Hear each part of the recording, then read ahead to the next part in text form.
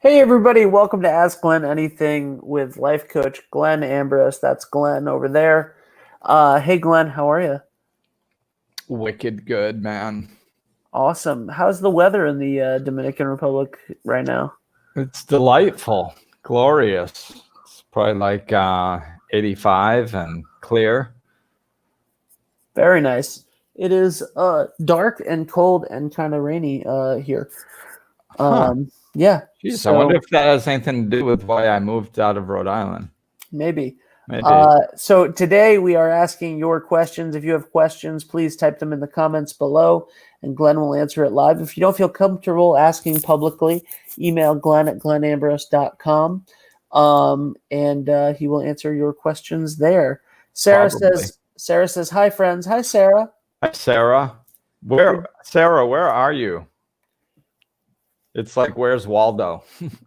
Where's Sarah? Or Carmen Sandiego.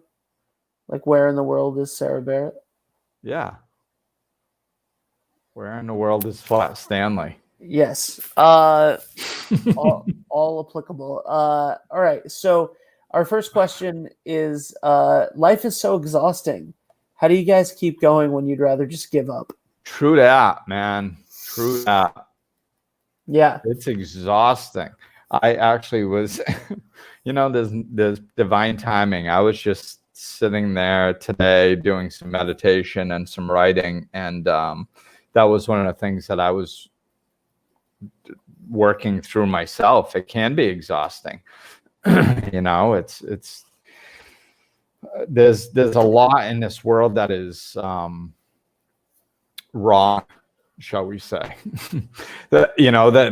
Most of what we do, most of the way we spend our time, the most of the way we interact with people is exhausting because it's not really authentic in a lot of situations, and it's not really productive, and it's not really in alignment with just reality, just nature. And the world is not set up the way it's supposed to be. Like, we're actually supposed to talk to each other and connect as communities and love one another and treat each other with respect and help one another. And we're not supposed to be working 40 or 80 hours a week just to pay our bills and to keep up with the Joneses. Like, there's a lot that's exhausting about the way the world's set up right now. And, and even me having, done what I've done to kind of create the life that I want, I'm sitting in a Dominican Republic next to the beach and posting all these wonderful pictures, and I have my own business and I can work from anywhere in the world, and I help people as a life coach, and everybody thinks that, my life must just be perfect then. But those are all external. It doesn't have anything to do with the internal. So I can get frustrated with life sometimes too. I can get frustrated with the way the world is set up, and sometimes it can be even harder because I know the truth. Like, I know that what we're supposed to be doing. I'm not like asleep in a dream walking around unconsciously. So it can be difficult from my vantage point as well, and really what the answer always comes back to is inside work. All work is inside work. We need to be anchored in our own reality. Like, if it doesn't matter, like I just listed everything that I'm experiencing in the Dominican Republic and how much I love it, and even how much there's more community here, and it's simpler, and people are friendlier, and all these wonderful things. And I can sit on a futon and bitch and whine and moan on a piece of paper because I'm frustrated. because that's internal, it doesn't matter what the external is. It doesn't matter, so we have to do the work on our insides and work through our frustrations and get it out of us and let go of some of that emotion, talk it out and reframe. Like it's amazing just doing that. I didn't even talk to anybody else. I just did that myself. I meditated, went deep down inside, wrote some stuff out. And the energy release just from doing that was dramatic. I'm much more upbeat than I was earlier or yesterday, or because there was that energy release. And I'm like, oh, thank God I got just getting it out of me. Now I'm like, okay, yeah, sometimes things get frustrating and sometimes it's exhausting, but like there's a lot of good in life too. And if I keep putting my energy towards that, it will continue expanding and expanding and expanding. So, just it's everything that we're looking for comes from within. It's okay to get frustrated with the external world sometimes and purge and get it all out and vent and talk through it with somebody usually helps. But, if we just keep doing the inside work and putting our focus on what we can control and how we can make our own experiences better and interact with life in a more friendly, loving, peaceful way, it's our world is going to be good most of the time. Yeah. I think that that's really great. And I hope that question helped the person who asked, because it's really exhausting and we need to rejuvenate, Dunka, it's part of the human Dukkha, sorry. It's part of the human realm. And by the way, the answer to the question that Glenn asked earlier, where in the world is Sarah Barrett? I'm in Laguna Beach heading to San Clemente, California. Nice. Very nice. She's addicted to good weather too, just like me. Oh, that makes sense. Yeah, dukkha, it is. It's human suffering. It's around. It's in the human realm. So like we have to learn to deal with it and work through it to the best of our ability. Our second question is: I want to surround myself with more spiritual people. How do I find them and bring more spiritual friends into my life? Craigslist. Personal section. No, don't do that. Well, to be honest, of course it's a little bit more difficult, or perhaps maybe easier because of the pandemic. But really, there's so much spirituality out there. It depends on where you are in your journey. I mean, one of the reasons why I'm over here is to expand my connections, my personal connections, in person with other spiritual people in a spiritual community. But, there are like, it's like anything, if you put energy towards it, you'd be amazed at the results that come. Like people say, well, I haven't heard anything good in the news. Well, that's because you haven't looked.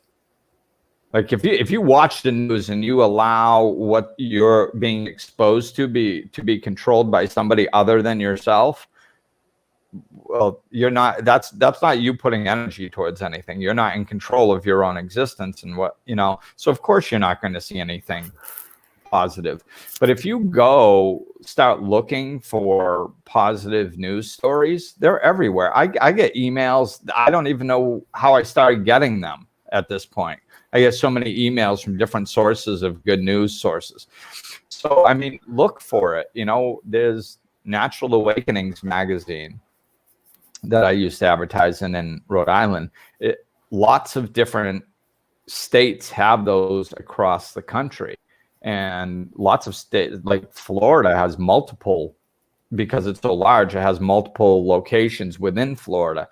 So look, Spirit of Change is another magazine that is local and tells you about events.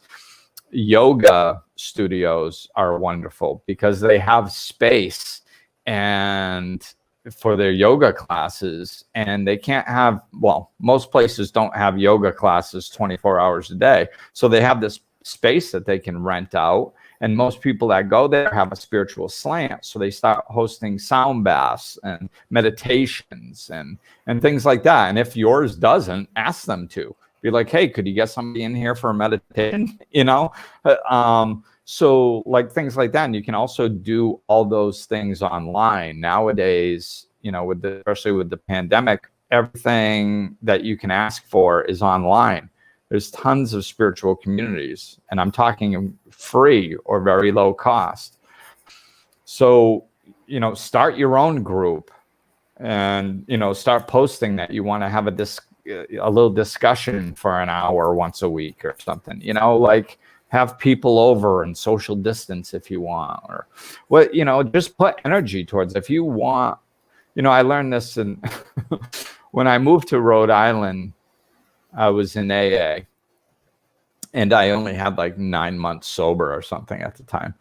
So I was embedded in this community in AA down in Florida. I moved up to Rhode Island and I left all that. And I was kind of trying to connect to people, and I was putting a little effort toward it, but people are kind of standoffish, especially in the Northeast. And it wasn't going that swimmingly. And I heard somebody say, you know, if it feels like you're not really connected in AA, it's probably because you're not. So go get connected. And the way they said it, it was putting the responsibility on me, not everybody else. Yeah.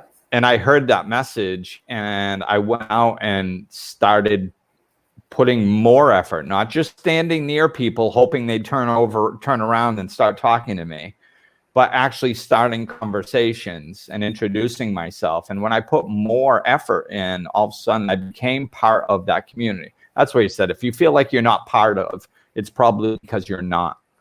So, you know, we have to, you know, really put effort towards becoming part of a group. You know, and it will work. Yeah. And Sarah has a good idea too, Insight Timer. You know, that's a great app, and it's great for connecting with other spiritual people.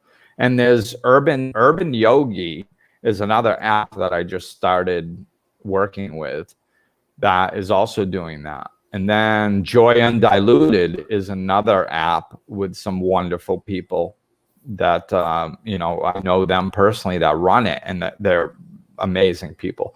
So, you know, there's apps out there like these. That's incredible.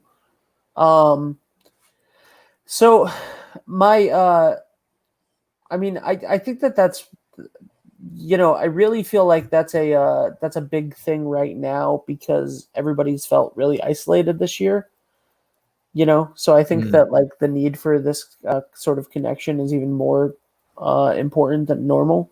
Right. And I think that if done right, like this is such a good example of how things work if we stay open to them. So like you said, we're forcefully isolated to some degree, you know. We're definitely pushed in a direction of isolation for one reason or another. So we can sit there and be like, oh, that's, you know, this sucks. It's not fair. Oh my God, this is horrible. But like where we are now, if you just take a positive slant on it and you go, okay, so I need more connection because I'm isolated too much. And then you put time in asking, what type of connections do I want to make? You know, and you start making connections with spiritual people and spiritual communities online or off, whatever you're comfortable with. Then all of a sudden you can come out of this isolating situation with better quality connections and a spiritual community around you, you know. And I think that's how we use, you know, our situation to benefit us. Instead of going, oh my God, this sucks, I have to be isolated, go, oh, okay, well, I'm isolated. This gives me an opportunity to pick who I want to spend my time with more carefully, because before this, nobody did. You just spend time with whoever you worked with or whoever your friend was for the last 32 years or whatever. Like now, all of a sudden, you have the ability to be more specific and target the type of people that you want in your life. It's wonderful. It can be better moving forward. Yeah, absolutely. Can you hear me? Yeah. Okay, cool. There's a little echo, but I can hear you. Okay. Sorry about that. I switched computers because the other one was having a little bit of an issue. Shout out to Dave who found my other computer and brought it downstairs for me. Shout out. Yeah. Hey, Dave. So anyway, that's I think that's what you just said was really important, and it's, you know, one of the things right now that I personally have a question about is how do you set your values? Like how would you go about personally, like setting your values? Like, would you make a list like you talked about earlier, where you were making a list at home of things that were bothering you? Like, you know, when you're busy and you're struggling with things and you have to deem what's important as far as like family time, friends, work, you know, and you're being pulled in like 7 different directions, how do you set your values and decide what you're going to put an emphasis on and what you're not? Well, I think it's actually setting your values, I think, is easier than we think. The problem is stopping to set your values. I think that's the biggest hurdle. You know, it's stop, hit the brakes, and don't be like, okay, well, I'm going to try to set my values in between now and the next call. Like if I can squeeze it in, and then if I don't finish, maybe I'll get to it later. Like, no, actually set aside some time in your schedule to set your values and then set them. You know, like setting them isn't really that difficult. Like if you go, okay, well, would I like to make $70,000 and alienate everybody I care about? Or would I like to make $55,000 and have good connections with the people I care about? You know, I mean, one person is going to choose the 70. Go for it. You know, whatever. Apparently, money is more important than relationships or people in your life. I don't agree, but they can do that, you know. And then the other person. So it's just about, you know, really putting time and being responsible for our own lives. You know, we like, just because like we have to set boundaries in business. We have to, with our personal lives and with our business lives. Like, you know, a friend of mine was saying like, yeah, I've been trying to take a day off from work for months. And I was like, well, that's that's not how you take a day off. You don't try to take a day off. You take a day off. Like, you know, like, well, yeah, but somebody needs something. Yeah, but if you took the day off, you're not available that day because you took it off. That's the whole point of taking a day off. Like, you can't take a day off unless somebody calls and needs something, because then that's putting your day off in somebody else's hands. That's not a day off. It's not, you know, we have to be responsible for our own time. So I think it's just, you know, really understanding that, like, if we draw a line in the sand, we're going to have to allow some things to fall by the wayside a little bit. And it's going to be scary at first, in business especially. You know, if we're trying to build a business and run a business, letting people down is going to be scary. But like, yeah, or I shouldn't say letting them down, because they shouldn't have the expectation of that. You know, it, like, if you say I'm not available after this time, then you're not available after this time. That's the agreement. If they don't like it, well, that's tough, you know? So, but, you know, I've said this many times. When I was doing all the time, I needed to schedule my off time. So schedule off time literally on your calendar. If you use a calendar and you're like, I have a meeting at 4 p.m., then you can also say, I am doing no work starting at 6 p.m. and blocking off the rest of the evening, you know? And so just put it on your calendar and stick to it. You know, don't allow yourself to do work. I mean, I did it. I put it on my calendar, then I'd start doing work like after when I wasn't supposed to, and I'd catch myself and I'd be like, shit, what do I do? I'm right in the middle of working. And I'm like, you said you can't. You have to stop and close the computer and walk away. And it was hard, but I would force myself to do it. And then after a while, I got better at it, you know?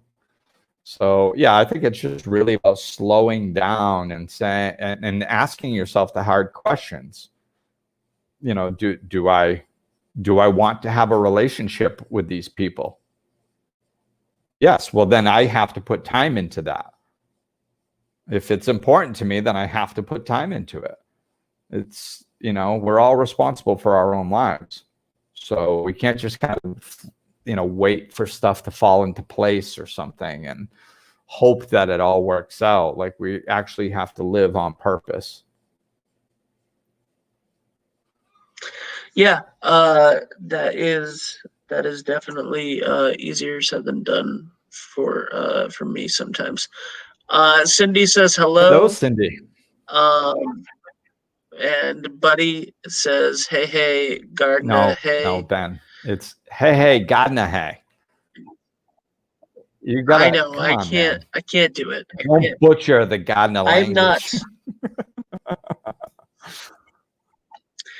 I am from Rhode Island, but I have no Northeastern dialect. Yeah, we can tell you're not from G Vegas. Yeah, no, not at all, and proud of it. Not that you shouldn't be, but no offense taken. Yeah. So let's see, what else do we have here? I just realized my light's not on. That's why I was wondering if it was dark there. I, for some reason, thought that it was very dark in. I thought for some reason that it was just very dark in the Dominican Republic today because it's dark here. But you were like, no, it's great. Yeah, no, I had it on, but then when I was having problems with the tech side, I redid everything, and I must have forgot. What are your thoughts on crystals, gems, archangels, the more symbolic side of spirituality? Well, that was out of the blue. I'm looking at the questions that were sent in. Well, symbolic. You know, I think they're symbolic, and they can be useful to give us a language to understand things. You know, that's what, but not everybody is going to connect with the same language. So people don't like using those types of things for languages at all. Sometimes you use them for a while and then let go of them. You know, I think it's like everything in spirituality, like, you know, don't hold on to them too tightly. You know, like, oh, well, you know, Archangel Michael is a protector. So I have to say the St. Michael prayer 13 times and wear his medal, and then I can go for a walk. And it's like, okay, you might be taking it too literally, you know, because like maybe to somebody else, they don't believe in angels and they just go directly to source for safety, or they pray to a deity in Hinduism, or, you know, whatever. Like, there's no actual like truth to any of it. It's just, or maybe it's all truth. I don't, I don't know. I mean, it's just spirituality. It's, they're like you said, when you asked the question, it's symbols. So it's just a symbol of something, just like words are a symbol. Everything I say isn't spiritual, a spiritual thing. Tolle says that words are just pointers. They're road signs pointing towards something. They're not actually the thing itself. So if you can label something, that ain't it. Yeah. No. So if you can, that's Archangel Michael. No, it's not. Because if there is an Archangel Michael, he's a hell of a lot more powerful than a word can describe. Some label that you slapped on him. So hold it loosely. But they can be a good way for our human mind to understand and interact with and speak about spiritual things. I think that, they can be beneficial in a lot of situations. Awesome. And our final question, I believe, for the day. I've been resisting awakening for a few years now. The last several months, I've fully leaned into it and immersed myself and feel so overwhelmed and pulled in a million directions, not knowing a specific path to follow, if that makes sense. Is this normal? How do I get a clearer direction and guidance? Yeah. So, I mean, really, with that, I mean, first off, congrats for leaning in, because that's wonderful. But yeah, there's going to be some confusion. And it's spirituality. There's no right way. There's no one way that's going to work for everybody. I would venture to say that the way the question was phrased, I leaned way in, but I feel like I'm being pulled in many different directions. Like that sounds like they leaned into information, spiritual information. I'm going to dive in and take in all this information from multiple sources. And that can be very confusing, So, I mean, I think one of the biggest things, and I was talking with my friend down here about this a couple of weeks ago, it's like we got to simplify, man. We're getting lost in the learning there, and I don't know if this person is, but there is a lot of people on the planet right now that are interested in spirituality. They're leaning into spirituality. They want to awaken, but they're too caught up in gathering information. And one of the best ways to do that is to follow multiple teachers. You don't need 300 teachers. You don't need 30 teachers. You don't need 10 teachers. Like, try to pick one teacher. I mean, I even did this to some degree. I mean, I studied several different teachers, but generally I studied one at a time. So it's like, it's not that you need to pick one and they're going to be your guru forever. It's just pick one so you're not getting conflicting information coming at you from so many different ways and you can't make sense of it. One is good for most people. Some people you could get away with two, but anything more than that, it's you're knocking all over the place, and you get addicted to the information. Every time you hear something that clicks with you, you think you're growing, and you're not. You're not growing. You're just hearing something. That click that you feel inside of your chest is you remembering something that you already knew, that teacher said something in the right way to remind you of. And, which is cool and stuff. I mean, it's good. It's a very important part of growth. But if you're getting it, if there's no path because there's 30 paths, like you're going to get addicted to that. Oh, I feel good. Oh, I feel good. Oh, they said something. I feel good. Oh, they said something. I feel good. And it's like, well, wait a minute. This isn't about feeling good. We're not supposed to be walking around just going, getting high every time somebody says something the right way. Like, what we're supposed to be doing is we're supposed to be taking this information and inputting it into our lives and actually implementing it and living it. And one teacher usually can help you do that. You take a course and you finish it, or you work with somebody and, consistently taking the information and putting it into your life and growing. That's where the growth comes. There's plenty of people. There is so many people on the planet that can out quote me that no, like, I mean, there are so many times that people go, do you know this person, this spiritual teacher, this spiritual teacher, I'm like, I have no idea who they are.